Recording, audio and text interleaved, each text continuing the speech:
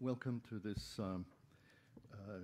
Foreign Correspondents Club of Japan news event featuring speakers from the International Institute for Strategic Studies, and they will be talking about the implications of the Russo-Ukrainian War.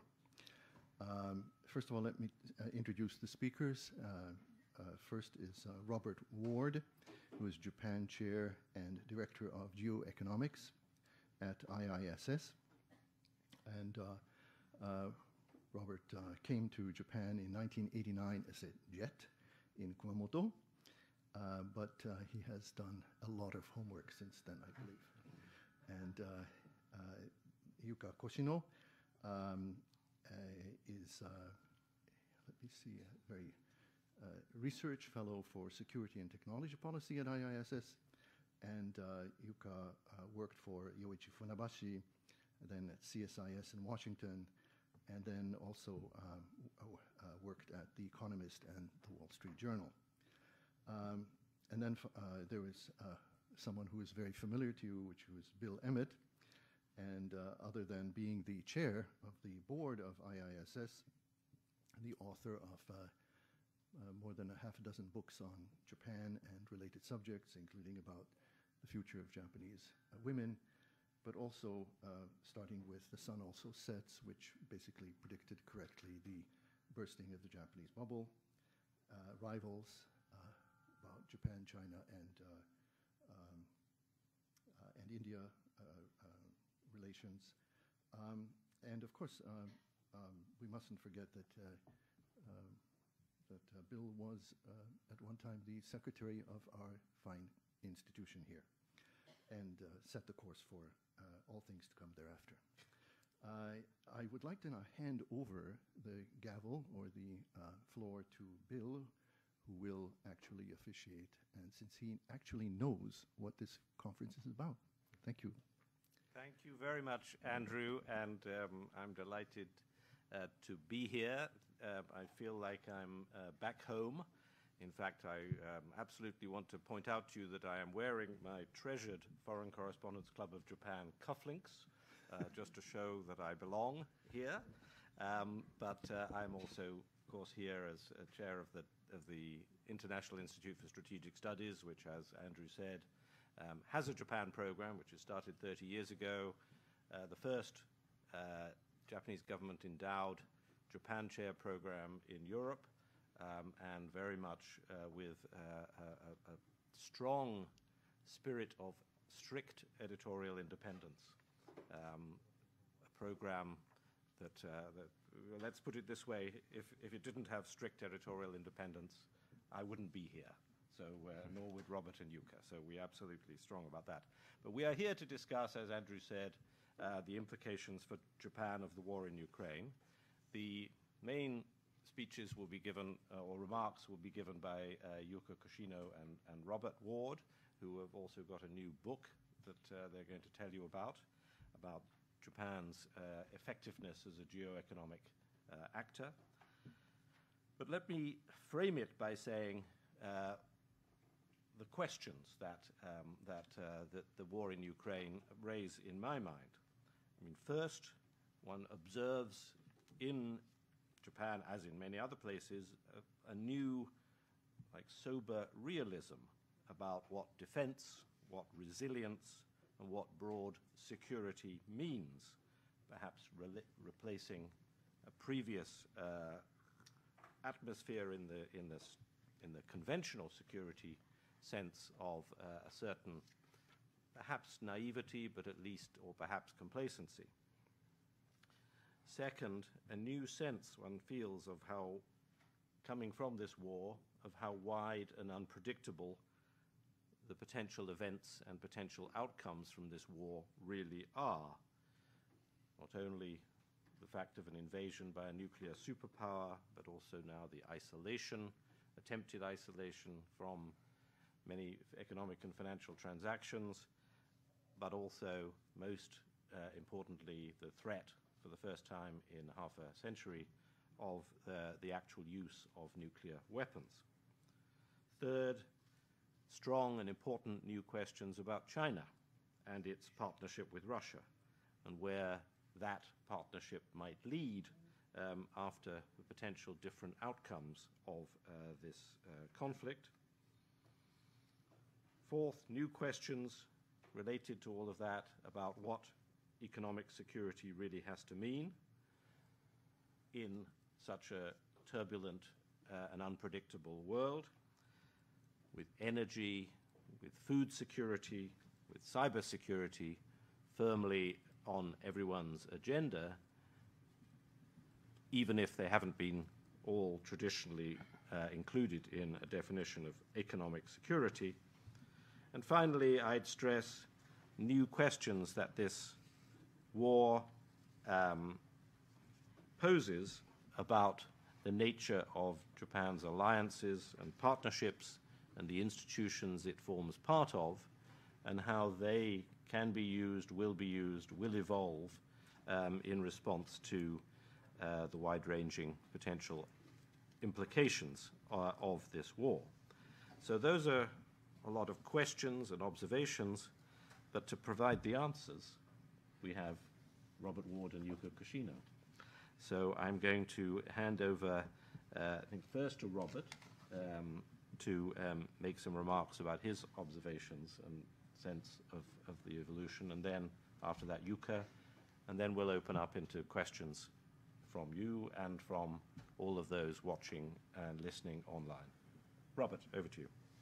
Thank you very much, Bill, and echo what Bill said about how wonderful it is to be back in Japan after, I think, 2.5 years of sort of intellectual famine. Being able to come back here is a real sort of a sense of nourishment, and as Bill says, coming back home. As Bill also said, lots has changed in Japan, and the Russia's invasion of Ukraine has sort of catalyzed some of this change. We're going to structure the Yuka's and my remarks. I'm just going to talk very broadly about some of the issues that I think Japan will be needing to answer.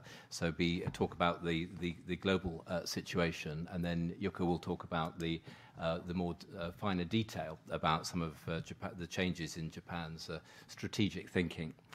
On the Russia's invasion of Ukraine, I think for Japan there are two main things to draw out. One is that this is the first crisis in decades in Europe in which all sides see their core interests at stake. So for Putin, this means obviously that any outcome short of subordinating Ukraine would be a defeat.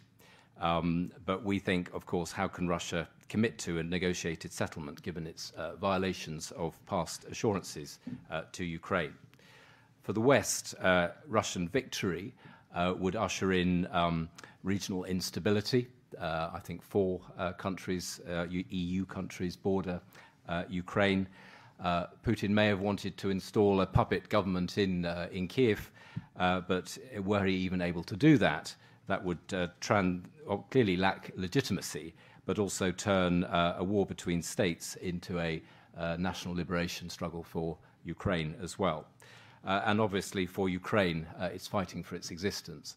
So for Japan, and one of the things that's really surprised and impressed me has been the sort of strong principled nature of Japan's response to Ukraine, and also the support, public support for this, because this was not necessarily a given. Those of us that remember the first Gulf War in the early 90s will presumably also be surprised and reassured as I am. But this will be a conflict that will last quite a long time. So I think there's going to be a premium on the Japanese government, sustaining the population's support for quite a long period of instability.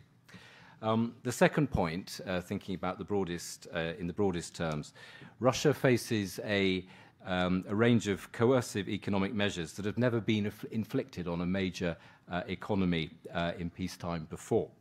So the freezing of foreign exchange reserves I think, took everybody by surprise, especially one presumes Vladimir Putin. These were the fourth largest exchange reserves in the world, I think. The exclusion of some banks from SWIFT, everybody said that SWIFT would be the trigger that no one could ever pull, but then it was pulled, and now we're living with it. So a lesson, I think, also in just trying not to think that some things are impossible, because I think, as Trotsky says about revolutions are impossible until they are inevitable, and I think that also applies to some of the things we've seen in terms of the response to what Putin has done with Ukraine. The EU's response has also been path-breaking, actually, and Ursula von der Leyen, when she took over a couple of years ago, she said she wanted a geopolitical EU. Well, she's got one, perhaps not in the same way that she was imagining when she said it, but the EU is being transformed, I think, in terms of how it's reacting towards what Russia is doing to Ukraine. And it reminds me of Jean Monnet's sort of famous phrase about the EU: Europe will be forged in crises and will be the sum of solutions adopted for these crises. So you see that in action here again. The sanctions follow those that were implemented in 2014, which were the first time that the West had restricted rather than supported post-Soviet Russia's integration into the global economy. The interesting thing about Russia, though, when one's thinking about sanctions, and at the IISS, we are about to launch a program on sanctions called Sanctions and Standards and Strategy. The interesting thing about Russia is its size. It's subject to sanctions, but its size allows it to retaliate. So this again is a new thing in terms of the world of sanctions. The impact on Russia's economy is grim, as you would expect. There has been some stabilization that partly reflects capital controls, partly reflects some interest rate action by the central bank, but the economy will contract, whether it's 10% or 20%. I think that's fairly. The precise number is perhaps less important than the fact that the contraction will take the economy back to pretty much what it was about 20 years ago. And this comes in an economy that is uncompetitive, that has very weak governance, very little innovation, and was, even before this, only likely to grow by about 1 or 2% a year. So Russia's clearly had the benefit of oil exports, which have brought in many tens of billions of dollars, but at the fundamental level, this is a very unwell economy. Russia, and this is the point where I think that Japan needs to take note, Russia is trying to reduce its vulnerability to Western economic coercion by reducing, for example, US dollar reliance. I think more than 50% of exports to China now are paid in currencies other than the US dollar. It's trying to build an alternative to SWIFT, and it's been reducing its holdings of US treasuries. And of course, we'll see import substitution where that's possible for high-tech goods. But I think this brings us to the key point for Japan in terms of economic coercion and statecraft. What Russia has been experiencing will accelerate, in my view, counter-Western economic statecraft development. And that, of course, will involve China. It doesn't mean that the US dollar is going to be undermined in the short term. I think, obviously, there are too many structural factors for that to happen, for the renminbi to take over from the dollar. If that was possible in the short term, I don't think it is possible in the short term. But I think Russia's experience will accelerate efforts by China, Russia, others to bypass Western control. And that, I think, given the solidarity that the G7 has shown, should be a subject of G7 debate, what form this might take. Clearly, we have to watch digital currencies, China's alternative to the Swiss system, the cross-border interbank payment system, China's deployment of its Belt and Road Initiative networks, the digital Silk Road networks. All of these things, I think, will come into play as you see more counter-Western economic statecraft. Specifically, there are three questions for Japan from this, three very specific ones. I was surprised and encouraged by the way that Prime Minister Kishida described the attack on Ukraine as shaking the global rules-based order. Absolutely right, of course. But this echoes the way that the Japanese government has been describing what China has been trying to do in the East China Sea and the South China Sea. So there's some sort of continuity there with the second Abe administration. But very clearly, Japanese government under Kishida is putting its weight behind this need to support the rules-based order.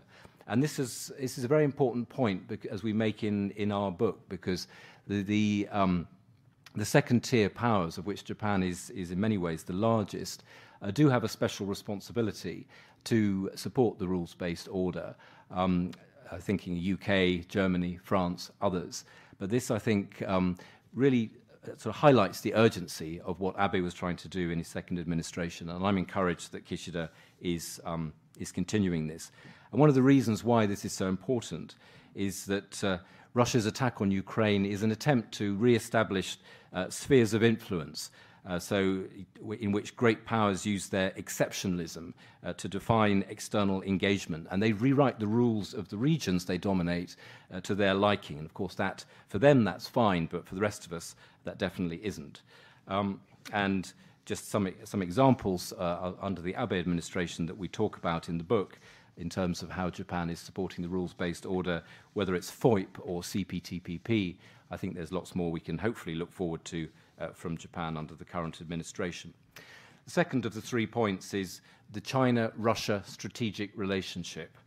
This is, I think, very important. China and Russia don't have to like each other for this to be a worrying development.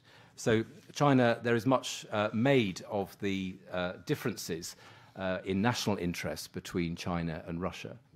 China wants stability. Russia thrives on instability. Nowhere is that more so than in the Middle East. China needs oil from the Middle East, needs its stable supply.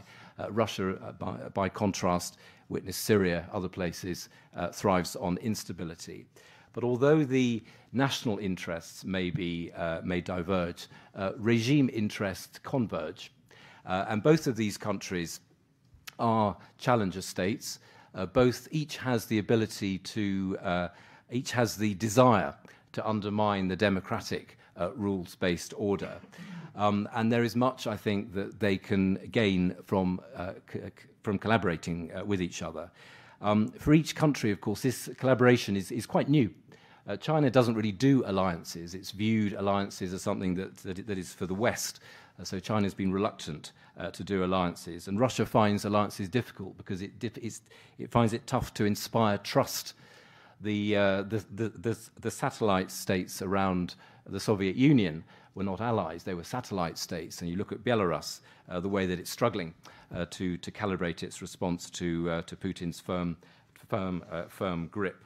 So I think this is an issue for Japan because it means the northern flank of Japan, which had been manageable, I think via, under the second Abe administration, manageable via the Northern Territories discussions and Abe's accommodation. But clearly that has changed, and this, as we think, will be a drawn-out issue in Ukraine. I think that obviously raises issues for Russia's northern flank. This means that Japan faces what I call an arc of threat from the north, Russia, in the middle, North Korea, and in the south, as we've discussed, China. Which brings me to my third point and final point before I hand to Yuka. What does this mean for Taiwan? So does this mean, the question I get asked by lots of people, does this mean that an invasion by China of Taiwan is more likely or less likely? Well, my view is that it doesn't make an armed attempt by China to take over Taiwan any more likely. Xi Jinping has one army that he has to use, and if he does anything, he has to win, otherwise clearly critical for him. So clearly he'll be doing a lot of due diligence on what Putin is doing in Ukraine. But I think Xi is part of a sort of longer-term plan to build up China's military capabilities. So I think that stays regardless of what happens in Russia. I think more likely is that China doubles down on its sort of grey zone strategy, salami slicing strategy, perhaps through cyber attacks, perhaps through infiltration, Perhaps the Matsu Islands, of course, are vulnerable there. I was talking to somebody the other day, asking her, actually, she's from Taiwan, what does she think an armed invasion of Taiwan is any more likely than it was? And she said, which I thought was very interesting, that she's more worried, not less worried about that, and more worried that one day we'll wake up and find that Taiwan has been taken over by China and we didn't even know it was happening, which I think again points to perhaps the grey zone strategy by China. And my final point, I think another question, another debate that's being had is Japan's policy on Taiwan new or not? Now, clearly, in its basic form, it's not new, because Japan has previously, although many years ago, expressed its desire for stability in the Taiwan Strait. But what I think is new is the way that the government is talking more about Taiwan, talking more about the issues, is linking the stability of the Taiwan Strait to Japan's own stability. And I think that is important for the broader push, nudging, call it what you will, of the government towards, of the population, of voters, towards trying to a greater understanding of the stakes that are there, particularly towards Japan's south, but not necessarily exclusively. And we did a bit of calculation. The plan to shift Japan's spending on GDP to 2% of GDP. That clearly would be a big ask, particularly when there are lots of other claims on the Japanese public purse.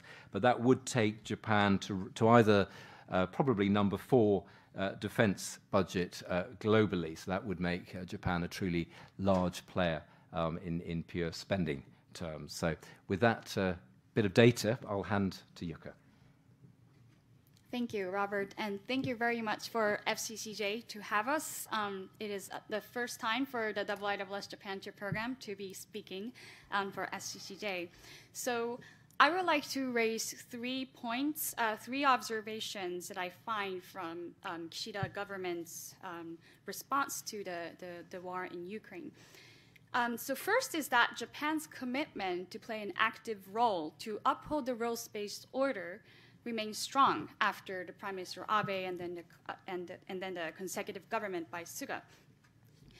So firstly, to begin with, the government made a swift and deliberate moves to effectively respond to the rapid and constantly changing phase of the Russo-Ukrainian war to align with the G7 countries, and it has done so by thinking outside the box.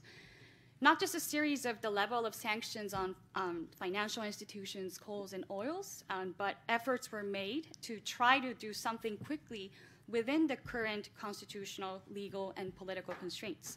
Examples include, for instance, the National Security Council's decision to revise the implementation of the 3 principles for the defense equipment and technology transfer at speed after the request by the Ukrainian government to transfer helmets and bullet-proof vests, and others, including technologies, including drone, for instance. And then other examples include, for instance, Foreign Minister Hayashi's bringing back 20 Ukrainian evacuees to Japan with the government plane from Poland, and his meeting with the Ukrainian foreign minister earlier in April, and going around its immigration policy constraints. And we've also seen that the Justice Minister plans to revise the immigration law to further protect these evacuees. We've also seen that reportedly there's more than 600 and nearly 700 evacuees from Ukraine and Japan right now. And then also there's active diplomacy. We've seen the active diplomacy by Prime Minister Kishida traveling around the world during this very difficult times. And he has consistently emphasized that the invasion of Ukraine is a challenge that is not confined to Europe, and it is a matter for the whole world, including Asia. And he has made it very clearly in London at Guildhall, which I've also had the pleasure to attend in person last week. In particular, Prime Minister Kishida's visit to India in mid-March to set the tone to invite India in Tokyo for the Quad Summit, which is also going to happen later this month, is another active diplomacy. Not just the government, but as Robert explained in his remarks, the public awareness of the security environment and changes to the environment, its willingness to play an active role is also significant. My second point is that the Ukraine crisis revealed that Japan is ahead of the curve in other countries, including G7 countries, in thinking about making actions to enhance economic security. But questions remain whether it could continue leading the debate on economic security among the like-minded partners remains to be unseen. While it took the Germans and other European countries the Russia's invasion to really think about, to kickstart a serious debate about economic security, especially in the context of energy security, to reduce energy dependency from Russia, Japan's thinking has much more history. First, in the aftermath of the oil crisis back in the 1970s, and we also discussed this history in our new book. But in the early 2000s, especially around the 2010s, after China halted the rare earth export to Japan after the collision between the Japanese Coast Guard ships and the Chinese trawlers near the Senkaku Island, really shifted Japan's thinking. Not just its thinking, but its ability to bring in various agencies across the government under the umbrella of this new concept of economic security is new and is ahead.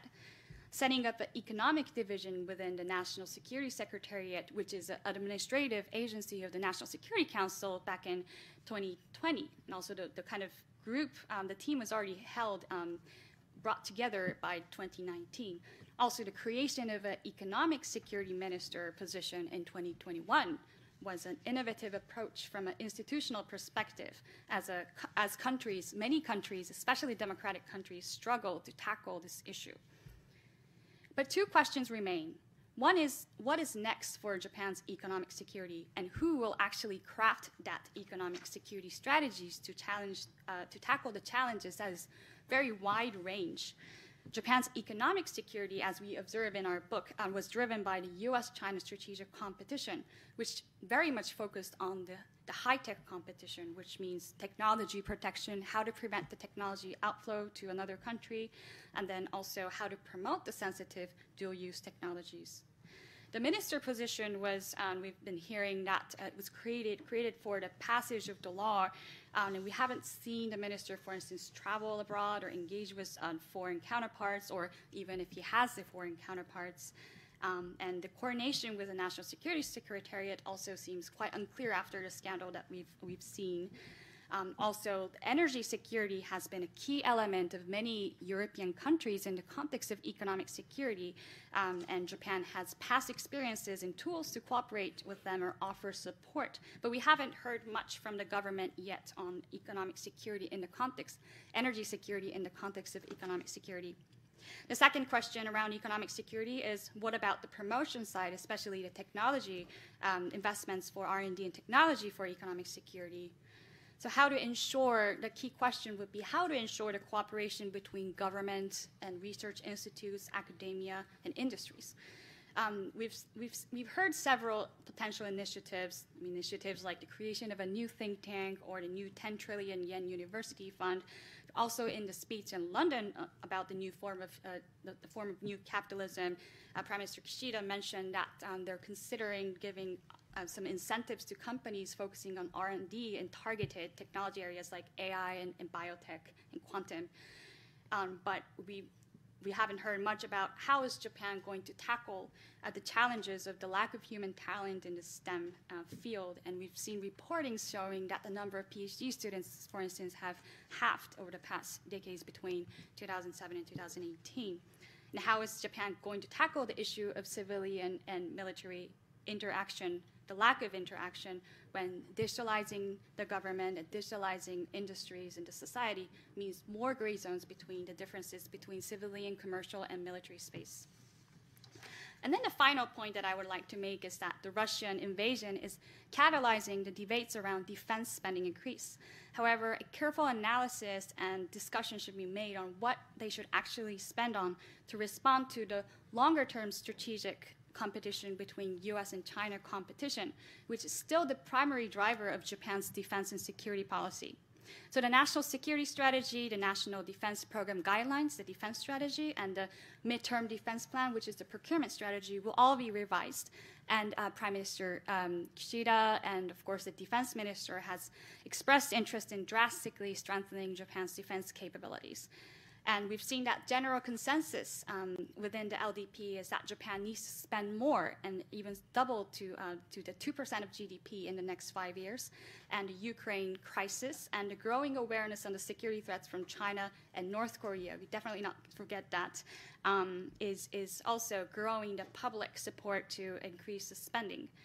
And we've heard some specific agendas around what might be included in these revised documents, such as focusing on ballistic missile defense and also how to tackle nuclear threats, such as possessing counterattack capabilities, or even former high-level politicians discussing nuclear sharing options. But there are questions remaining on the long-term challenges and the effectiveness of this funding increase. There's several. So one is how to deal with the personnel issues, how to deal with which is driven by the declining population and especially around the human resource pressure for Japanese self-defense forces in the maritime self-defense force, which is critical for Japan's future security for East China Sea and even South China Sea, and even for ballistic missile defense now that Japan decided to scrap the idea of IISS shore systems. And utilization of unmanned systems and autonomous technologies to improve efficiencies also remains up to be a very important issue that we need to hear more from. How much will be spent on long-term defense on technology, advanced technology, defense technologies, especially around basic R&D, and also the R&D for weapons development is an important question, because we need to ask not just the increase of spending on R&D, but how to make sure that the increased funding will effectively be used, and whether the self-defense force is getting the most advanced technologies that is developed in the commercial side. This is very important because we've already seen that the R&D for basic technology development in the defense sector is 18 times higher from the when the Procurement Agency Act was created and when the new funding system for basic technology was set up. In this 3 years between the establishment to 2017, the funding itself increased by 18 times. But then the problem was that there was the historical division between the Council for Science of Japan and the academias in engaging with military technology development, that the actual number of universities applying for this funding has been continued to decline. And then there's also this question of how to ensure that Japan could maintain its defense industrial base as compared to importing advanced weapon systems from the United States. The key challenges that Japan also needs to be thinking about is this increasing cost for military sales of the United States. And by increasing 2%, that's a significant increase. So we need to be thinking about these long-term challenges. And then finally, it's good that Japan is investing more in the intelligence, surveillance, and reconnaissance capability, the ISR capabilities. But what about the information sharing between not just the United States, but new defense partners like Australia and the United Kingdom that, in principle, they've agreed on the reciprocal access agreement, and what about the security clearance of these personnel involved in these in defense, and how to make Japan's assets, defense assets, more clean is another thing that we can finally think about when we have actually the increased funding and we can think long term. So investing in hardware does not necessarily solve these long-term problems, but the software side is also very important to tackle the fundamental challenges posed to Japan in the long term. I'll stop my comments here and I look forward to the questions. Thank you. Thanks very much, Yuka. Thank you, Robert. Terrific tour d'horizon. We're going to open to questions. We've got just over 15 minutes available for questions, either from the room or online. Online, they're going to come in some other way. Sure. Andrew's got a gavel. Yes, Bill, let me just point to people, and then if you'd like to comment, would you like to add something to what has been said? No, I was saying let's go to questions. Good, yep. Fine. Okay. So are there any questions? Could you please come to the microphone, state your name and your affiliation, and to whom you would like to ask, you're directing the question, and kindly direct it to perhaps one person or two persons, because otherwise the answers will be very long. Thank you. You've given me a very invidious choice, but never mind. Okay, Anthony Rowley. I write for the South China Morning Post and various other publications. War is expensive. Defense budgets are expensive. Arguably, we're heading for a global recession. Government budgets are already stressed. Monetary policy is being tightened. So how is this going to impact from the Western powers' point of view, including the United States, obviously, and Europe, their ability to conduct a long, not war, but conflict against Russia in Ukraine? In other words, there's going to be economic strains that will constrain the ability to respond, I think. And secondly, very quickly, President Putin has claimed from the start that the expansion of NATO into Ukraine and elsewhere presents a strategic threat to Russia. I'm not in a position to judge that. Is there any good study you can recommend me to which either debunks this and says, no, it's not a threat, or yes, it is? Sorry, I find it very hard to decide. Please decide among you which one would like to answer. Robert. Thank you, Phil. They were absolutely right on the coincidence of this with a global economy that was already sort of overheating in some cases, interest rates rising, inflation rising, and of course this attack on Ukraine has exacerbated that. I think this is going to be one of the key issues to, as I said at the beginning, how governments can maintain the support of their populations for what will be a long haul.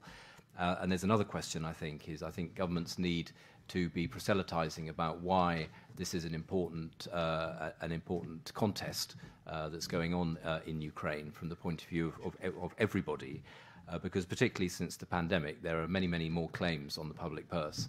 In the UK, we have, inverted commas, levelling up. We've got healthcare that needs expanding. We've got education that needs expanding, all sorts of things. So every pound you spend somewhere is a pound you spend less somewhere else. So I think that point about political sort of strategy to just keep people on board is really important. I don't think that expansion of NATO was a mistake. As our Director General actually said the other day, it was a demand-driven thing that was going on. So I disagree that it was a mistake. But where there is some good coverage actually is in the Economist, and they have some bylined pieces by various people of different views. And if you look at those I think, Bill, can you remind me what it's called, that section? By invitation. By invitation. If you look at the by invitation back catalogue for this year, you'll see Mearsheimer talking his view, but there's a very excellent response, in my view, after that. So that's where I point you to. Okay, Andrew has just handed me a question that's come in online and asked me to answer it, so I'll do that. The question is from Dan Sloan of Eurobiz Japan. His question is, Japan's imposition of sanctions on Russia has led to Russia cancelling Northern Territories discussions and issuing its own travel bans. It's been 77 years since World War II. Can Japan essentially conclude that the islands will never be returned? I think I can answer that briskly. Yes, is my answer. But what I would add to it is that, I mean, among the areas that Robert raised the question about the ways in which Russia and China can collaborate, I think that the role of the Northern Territories in that potential future collaboration should not be underestimated, and that the Northern Territories problem has the potential to mutate into a China-Russia problem using those territories, is all that I would add. Andrew? Yes. Any further questions? Let's see. Yes, please come to the microphone, state your name. I think it'd be probably wise to have just one question per person if possible. My name's Wilfie. I'm a reporter with the Japan Times. So this to Yuka. You mentioned, so that on the issue of energy security, you mentioned the government's swift and deliberate moves on Russia sanctions, but there remain lucrative energy deals with Russia, i.e. the Sakhalin oil and gas projects. Can you foresee a scenario when Japanese business decides to follow international examples by writing off these contracts, in particular with regards to the troubled Sakhalin 1 project? Thank you. Sure. I think if I understand correctly, the Japanese businesses have actually been considering moving out from this contract, and it seems to me that it is more of the government's kind of position that it will remain this project, and I think that, you know, given that the Prime Minister Kishida and the administration has been very much active in aligning with the G7 countries, this specific project itself seems quite an outlier from that policy. And I think, since, you know, another interesting point about the Prime Minister Kishida's speech in London was that it is going to restart the nuclear programs that it has frozen since the Fukushima Daiichi, since the great 3/11 great earthquake. So that already shows that there are some creative ways for Japan to think about its energy security. So this project itself is so there are ways for Japan to think about how to ensure energy, and this project itself, it really remains to be a question, and it seems quite political from my perspective. Thank you. Yes, Peter, is it? Sorry? Yes. Okay. Fine. Just a second. Hold it. We do need to stick to people who are filing on. Are you filing on deadline? No, I don't have deadline. Okay, but just wait 1 minute. Okay, are you filing a deadline? Anyone? Okay, then go ahead. Sorry. Thank you. Just a short question to Koshino-san and also to Andrew, who's worked a lot on history issues. You mentioned that Japan was ahead of the curve, yet apparently it seems that during the meeting with the German Chancellor, the Prime Minister asked about the removal of a statue of a comfort woman, of a sex slave in Berlin.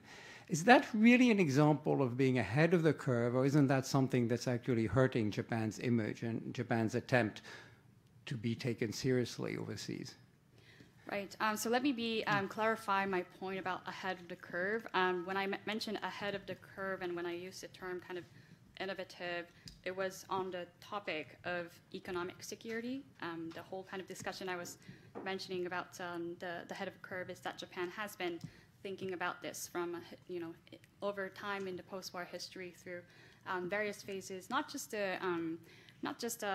economic security, but how to use economic tools more effectively. And the energy crisis was definitely in the 1970s was one of the key events, but as we've argued in our book, there are various phases that Japan has used more proactively about Japan's economic influence, like the Fukuda Doctrine back in the 1980s, providing aid to Southeast Asia. So that was the context that I just wanted to clarify that. Thank you. Robert, I'm honored that you asked me a question, but I'm a moderator right now, so I'll demur this time. But if anyone else wants to comment, for example, Bill, if you want to comment on the rather inept manner in which the Japanese Foreign Ministry has handled this issue of the statue of the comfort woman girl, rather imaginatively produced, if I may say so. But if you wish to answer, without, of course, being influenced by what I'm saying now, please go ahead. Well, I would only say, I would say that I think it has harmed and held back Japan's like alliance building and like partnership building aspects of its foreign policy. But for many years, and I don't think that it's improving particularly. So I think that this continues to be a large obstacle and will be a major obstacle to the hopes for an improved relationship with the Republic of Korea following the election of the new president. So one can't pretend that this issue is going to go away, nor that the LDP is going to get better, or the officials are going to get better at handling it. It may become less salient, as it were, when you have a nuclear weapon being pointed at you. Perhaps the issues of history can become less of an obstacle and less of a poisonous issue in the discussion. But of course, that's not necessarily true for the long term. You were next, I believe. Please identify yourself by name and affiliation. Thank you.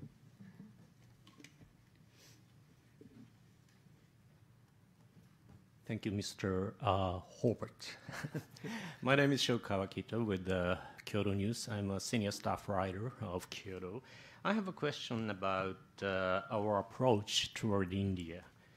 As Kurt Campbell, U.S. coordinator for Indo-Pacific, said earlier this week that India, in many respects, is a swing state. I think he's right in saying so because it has an antagonism against Beijing, while it is keeping a close relationship with Russia, which is a strategic partner of China. On the other hand, as Koshino-san briefly mentioned, Delhi had decided to join so-called the Quad framework and is now closely working with us in that framework.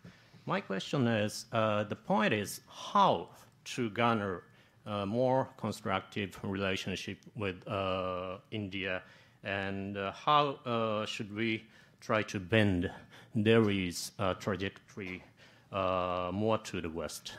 Thank you very much. Question for Mr. Emmott and a question for Koshino-san. Thank you. Okay, thank you. All I'd say on that is, first of all, point out that it's absolutely right.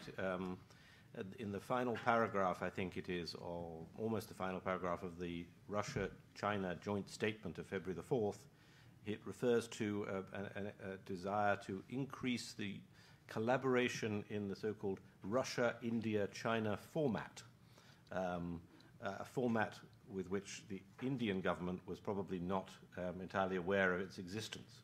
And so that it's definitely, obviously, a desire of Russia and China to treat India as a swing state.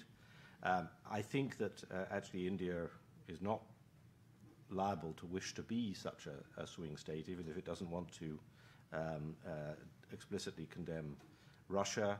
I think that involving the Quad, through the Quad, finding more and more economic areas in which India, Japan, America, and Australia can collaborate is the way to go forward, which provides India also not only with advantages but also with the potential ways to diversify their suppliers of technology.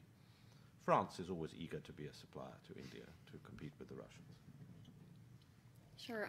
I don't think I have much to add with Bill's brilliant answer, but I think what's really important and why Japan is also a key player for relations with India and maybe the West is that we also need to be realistic about India's strategic position and its relations with Russia, and it's also the threat it faces in its borders, which is also China and Russia. So we need to be very careful about and sensitive about how what kind of environment that India sits in. And I think what's very important that we should not do is to isolate India or make India feel that they're isolated. So I think that's why it's really important, especially because, of course, the Ukraine war, the Russia's invasion to Ukraine has changed the fundamental kind of underpinnings of the rules-based order, which is a big challenge for the world. But also the long-term challenges, as I mentioned in my speech, is really the competition between U.S. and China. And we know that India is the fastest-growing democracies, that is a key geo-economic partner for Japan and the Indo-Pacific, but also globally. So as Bill mentioned, what we've been observing and what we think is interesting about the Quad is that although it started from security, maritime security, it is now we believe that, and we discuss again in this book, I feel like I'm promoting this book too much, but that the Quad is actually a very important geo-economic construct as well, and we've seen developments in the economic cooperation, and as I highlighted, high-tech competition, the ability to develop and promote key technology areas like ICT and telecommunications, AI, and especially around that, even for Japan, it's very strong in hardware, but we need the software side, and India has been a key partner for that. So definitely the geo-economics area is a very important area that Japan should seek cooperation with India. Can I just add a point? Yes. Just one sort of coda to that. India's approach has been to try and compartmentalize where it can. So, Quad, China is the threat in its near abroad. So it joins with the West, inverted commas West, and obviously Russia. There's those historic links. So I think that it could be more difficult in the future if the Russia-China strategic relationship continues to evolve. So I think, as Yuka said, I think it's important that we try and understand where India's coming from, and just keep talking to India, and trying to persuade India where its where its actual interests lie. Bill, do you have some comment on that? No, I'll move on to the last question or two. Okay, we're approaching 5 o'clock. You have another event, is that correct? Not yet. Not yet. Okay, fine. So we can take some more questions. Yes, Isabel.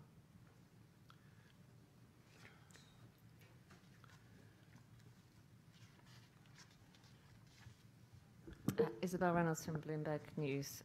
Also, Bill, your Kohai is secretary of the club, in fact. So since we were talking about the Indo-Pacific, I wanted to ask about the IPEF. And this could go to any of you again. I'm not sure who's the best person placed to answer this. But can it truly be any kind of a successor to the CPTPP and effective in bringing around a sort of balance against the influence of China in the region? Robert? Shall I take? Yes. Initially, I'll no. Is the answer. I mean, what is this IPEF really? I mean, it's an attempt to sort of place filler for to show activity in economic statecraft in Indo-Pacific. It's a nebulous.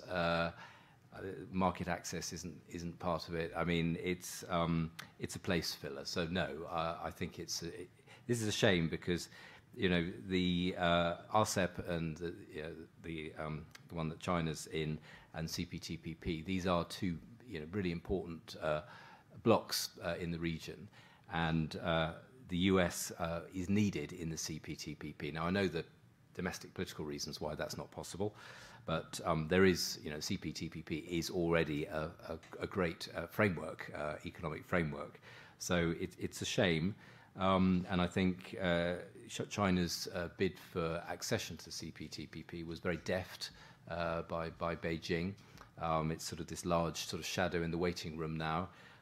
Taiwan there too, of course, as well. But I think in terms of economic statecraft in the Indo-Pacific, I think the Biden administration is lacking, and China's making a lot of the running. I'll only add to that which is by way of a joke, really, but to say that currently it seems to me that there's a competition between the IPEF and the new form of capitalism, for which of the two are more nebulous and more empty. But the difference is that at least in the new form of capitalism, there's good reason to expect that after the upper house elections, politics will allow some more substance to be created there, whereas the IPEF, it does not feel like after the midterm elections there will be any more substance allowed by American politics in the trade area.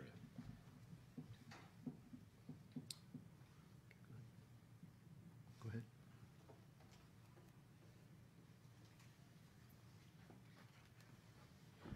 Aline Tanabe from Nikkei. I'm a first-year staff writer. This will be my first question here. Okay. Anyway, I have a question to Koshino-san. And you mentioned that we see the change in Japan's immigration policy by welcoming Ukrainians refugees, and I think it's, of course, a very good thing. But on the other hand, we can say that Japanese government are not willing to accept other refugees from other countries, for example, from Kurds or Afghanistan and stuff like that. Do you have any thoughts about that? Thank you.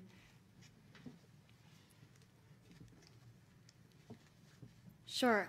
Thank you very much for the question. And I think as the Ukraine crisis has really changed Japan or kind of forced Japan to think outside the box, it was, of course, compared to other countries, other G7 countries, and the fact that Japan is still kind of accepting the Ukrainians as an evacuee is, probably the best that they could have done under the current law. So in order to actually, start accepting more refugees or even there needs to be a bigger debate probably before it will change anything. But I think as the other measures, it has definitely given the opportunity and the time for the Japanese government to rethink. And the fact that the foreign minister actually traveled and brought back in his own plane suggests that that's a strong signal that Japan wants to change. So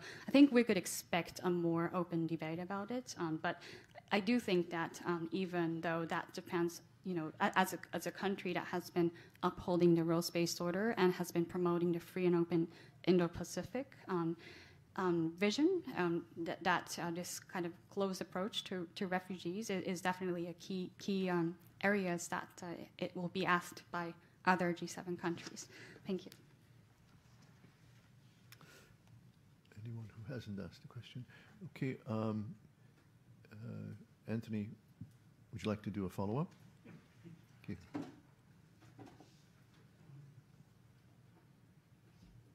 A quick clarification to Bill Emmett's response to Dan Sloan.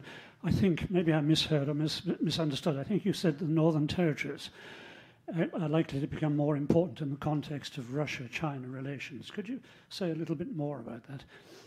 And just very quickly, we seem to be resigning ourselves to the idea of a long, drawn-out conflict, over Ukraine, costly in terms of human lives, costly in terms of money, and so on. Is there any hope on the horizon that we can avoid this? Do you see any initiatives that you're aware of with your expertise that could shorten this conflict and lessen the conflict? Well, I'll just answer on you asked specifically to me, Anthony, about further clarification of that. First clarification is that I didn't say it was likely. I said it was a possibility that is opened by the Russia-China partnership and the post-war environment. But secondly, I think what Japan is going to have to think about and face up to is the prospect of this Russia-China partnership moving from a partnership of ideas and words in a way and ambitions, which the current state of it represent in the joint statement of February the 4th, to potentially an operational working relationship. That operational relationship may emerge from Russia's dependency on China, as it were, China's ability to demand things from Russia in return for support of various kinds, depending on the way things evolve. And so my point is that in thinking about that, which any scenario planner or strategist needs to think about such range of possibilities, Russian assets in the area around Japan, which would obviously include the port of Vladivostok, but also the Northern Territories themselves, cannot be ignored. Perhaps this takes Japanese defense security interest thinking back to the Cold War period, when, of course, the principal target of security thinking was, a potential Russian incursion. But nevertheless, all I'm saying is that in security thinking, there will now have to be a wider range of possible things, thought about some elements of what forms of collaboration China and Russia could come up with if they were pushed in that direction. But now I'll hand over to... On Ukraine, I think it comes back to the point I made at the beginning about the two sides, all sides seeing their core interests at stake. I think that raises the stakes hugely, and you get the sort of risk of parallel escalation is very high, given the sort of seriousness of what this means for everyone. Any sort of interim solution, such as say partition of Ukraine or compromise over Ukraine's status, again, they don't feel like stable solutions, partly, of course, because of Russia's poor record of actually honouring agreements that it's entered into.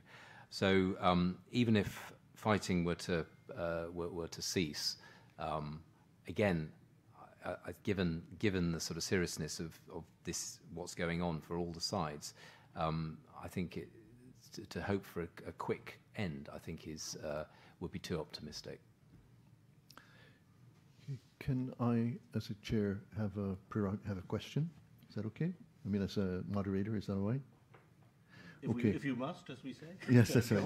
Well, I'd really like to follow up what Robert Dujarric has put in question. First of all, does your book deal with Japan's historical baggage? That is, not necessarily in terms of history, but in terms of geopolitics.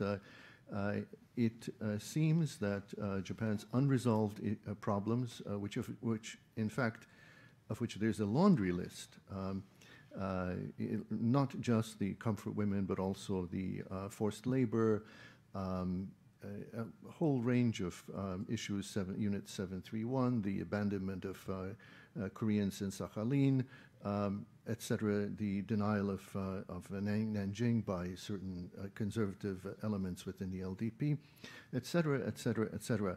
What a contrast this is to the European scene, where with minor exceptions, the German political, should we say, spectrum more or less has a consensus that Germany has had to atone for excesses, egregious excesses during World War II, and having done so, it has become accepted as without any questions. No one raises the history issue with Germany. However, here we have Japan, we have an international crisis. Japan must now, as you say, re-emerge as a player in security. Here it is carrying this enormous baggage, and I think this is what Robert was trying to ask. Do you see any hope? What hope do you see for addressing this issue, specifically, for example, with regard to Korea, where we have seen genuinely inept attempts to resolve this on a state-to-state level? I'll stop there before it becomes a sermon and not a question. Sure. Thank you for that very important question. And I think I was hoping to also answer to your question was really that for Japan, strategically, South Korea is a very important partner. And we actually clearly argue in a book that, this historical baggage that you just mentioned have created this missed opportunities for cooperation between ROK and many areas. For instance, Japan and South Korea are both interested in, engaging more with Southeast Asia and the Indo-Pacific region for the stability and the prosperity of the region as a whole. And the two countries are important technology powers in Asia. South Korea is an important semiconductor producer and 5G providers, and there's a lot of areas that Japan and ROK can cooperate. And I would say that not just the historical issues and which was mainly pretty much managed politically, and it was the political relations that really challenged the cooperation, besides the cooperation to counter the threats from missile threats and nuclear threats from North Korea. I think, in my observation, that the approach and the awareness and the sentiment towards Chinese security threat has also kind of been added to that political relationship, which has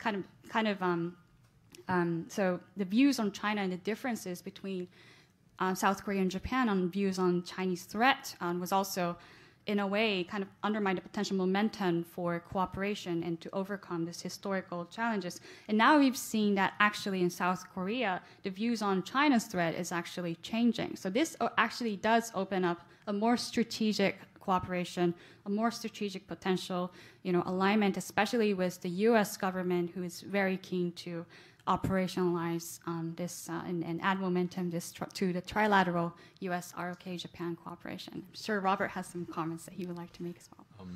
We do, because we're looking at the history of trying to look at Japanese economic statecraft from post Second World War through a sort of geo-economic filter, and of course Southeast Asia was an area where Japan put a lot of effort into improving relations after the war, reparations, and so on. We also look at Japan-Korea relations, particularly since the banning of some critical materials exports to South Korea a couple of years ago, and we call that, we're quite clear about that. That's a geo-economic failure of Japan. It's not that Japan does geo-economics and it always works. Sometimes the risk is that you go the other way. I think the issue, it's also interesting to compare and contrast what's going on in terms of defense debate now between Japan and Germany. Germany has sort of woken up, I think, from a long slumber of being quite naive about Russia, Nord Stream, and so on.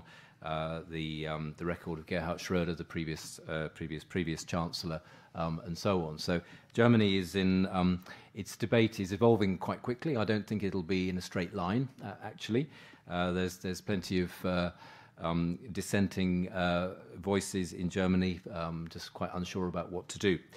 Whereas Japan's, I think, evolution in terms of the sort of way it looks at the world strategically has been a little bit more, I think, organic. Obviously, accelerated again by what's going on in Ukraine. And my colleagues in another Adelphi volume we released last year, they produced a very good a book on just urging Germany to develop what they call a strategic mindset, because that's been lacking in their view. I think it's called The Responsibility to Defend by my colleague Bastian Gigerich, and that gives you good insights into Germany and the sort of things that they're looking at the moment as well in their defense debate. Okay, we have another question from Khaldan Azhari of Pan-Orient News. The West's response to the Ukrainian situation, while turning a blind eye toward the continued Israeli occupation of Palestinian land, has made many in the world, especially Arab governments, accuse the West of grand hypocrisy and a double standard. Do you agree with that? No question, no answer, no respondent is named, but please take it if you feel like. Everyone's looking at me, so I'll answer it if you like. I think that there are a lot of areas in which the accusation of double standards have been made. I think that very often, I think in all cases, they suffer from a sort of an error of analysis of what the double standard is about. In other words, failure to we should assess where the West's reaction to Russia's invasion of Ukraine by comparing it to any other reactions by the West to the invasion of a neighboring country with imperial purpose in violation of the United Nations Charter of 1945 and wielding a threat of an explicit threat of the use of nuclear weapons. So it is, if it were true that the West had failed to oppose other cases like that, then the West would, I think, be legitimately accused of hypocrisy and double standards. So I think when you frame it like that, then whatever one thinks about the Israeli-Palestinian conflict, obviously a very long-term and very tragic conflict, you have to say that there are different cases from that. So the issue about the Israeli-Palestinian conflict should be framed as what do you think about this and how can you do anything about it, and what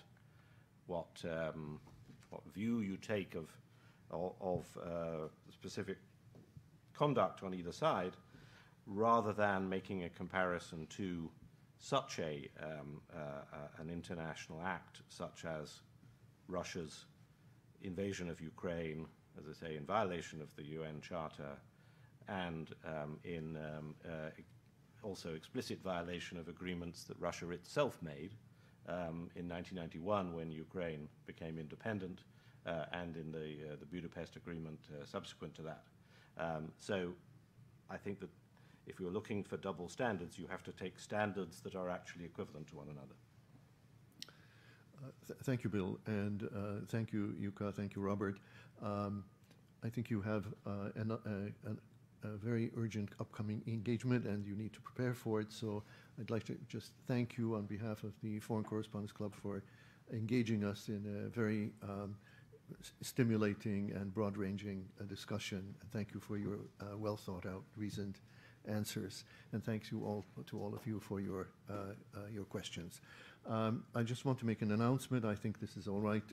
For a 15% discount on a printed copy of Japan's effectiveness as a geo-economic actor, please place your order at the Routledge website, www.routledge.com, and then search for the book title and use the code ADEL, A-D-E-L 15, ADEL 15 at the checkout, and you'll get a 15% discount, which just shows it's worthwhile to attend FCCJ conferences.